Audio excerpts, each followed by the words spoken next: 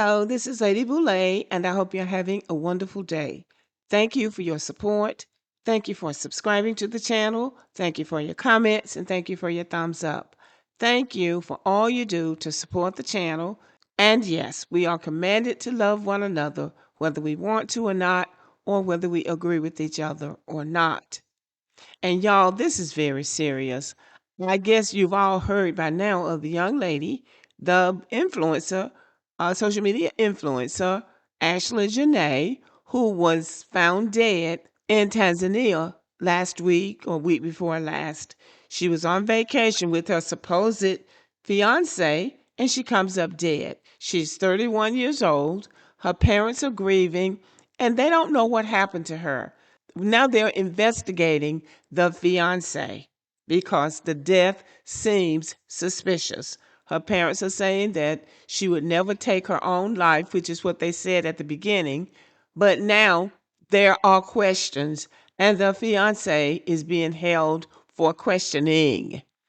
Now, remember a year or so ago, when in Georgia, when the young white woman killed the black man had been on social media talking about how much he disliked black women and how this white woman was a blessing for him and everything. And then the white woman ended up killing him. And then his brother or cousin or something went off on black people because black women weren't grieving for him. They were laughing about it or mocking it, or he felt they were mocking it in some way.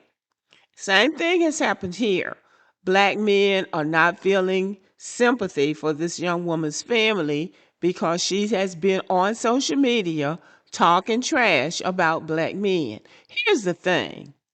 America is a big country. America is an open country, and people have all kinds of freedoms. If you like a white woman, you like a white woman. You don't have to say anything about black women. If you like white men, you like white men. You don't have to say anything about black men. You don't have to say anything about, oh, these black men are so awful and, oh, I got me a white man. And then you end up dead. And then the black men are saying, well, you see where that got you. Now, I'm not, look, black men and black women really need to respect each other. You need to respect each other's choices and you need to respect each other's space. And the same thing with them. If you like, you don't have to say anything about black women. You don't have to say anything about black men just because you got a white man, because the marriage is going to tell the story. If you get married to him and if you can stay married, well, that's fine. But you still don't have to bring black men into it, because when you bring black women into your relationship or when you bring black men into your relationship with these other races of people, it seems like an unresolved issue. You need to get your issues straight before you commit or before you start claiming these other races of people. Because after all, there are about 20 million black men and about 20 million black women of marriageable age in the United States of America. You haven't met all of those people. You met one or two, and you had one or two bad experiences, and so you're judging the other millions for those bad experiences, and that's not right. It's not right. So here you have a family that's grieving. The family is really grieving over this girl. She's a beautiful girl. So to say that no black man wanted her is really a stretch. It's really a stretch. So I'm going to show you what they're saying about this, and then I'm going to have some more to say about this. Hey, what's up, y'all? I told y'all that I would go live or post a video whenever there was any type of update in this case concerning Ashley Janae. Her mother, Yolanda Endress, and her father, Harry Robinson, did speak with ABC News yesterday.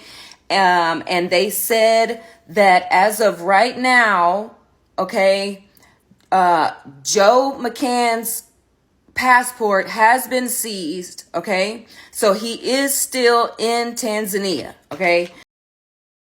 And that's going to happen whenever a woman dies suspiciously. The man she's involved with, her husband or her boyfriend or her fiance, is going to be the first one that the police is going to look at because at 31, what is she killing herself for? Now, it was reported that they had had such an altercation that they had had to end up in separate rooms, in separate hotel rooms in Africa. And what could have gone so wrong so quickly? They become engaged one day, the same day that they have such an altercation that they have to be separated in hotel rooms, and then the next day she ends up dead. What could have happened in that short of time? That's a question for the police to explore. I know that there are conflicting reports. I don't understand why, because I even said yesterday myself that Police Commander Benedict Mapajura said that police were not planning to detain or pursue legal action against Joe and that he has not been accused of any wrongdoing by authorities. That was said yesterday. Today, ABC News says that they spoke with police commissioner and let's see here, what's his name? Police Commissioner Zuberi Chambula, forgive me if I say it wrong, told ABC on the 13th that McCann is still being questioned by police and an open investigation into her death is ongoing. And that's because there's been so much publicity and pushback from her family because her family says that she is not the kind of person that would hurt herself. So that's why Joe, the fiance, is being detained. They are not calling it detained, but if they're holding him there, they have detained him.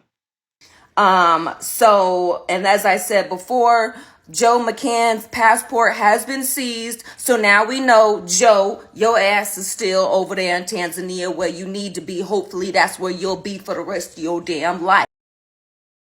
Well, he might be there for the rest of his life, but that's still not going to bring her life back.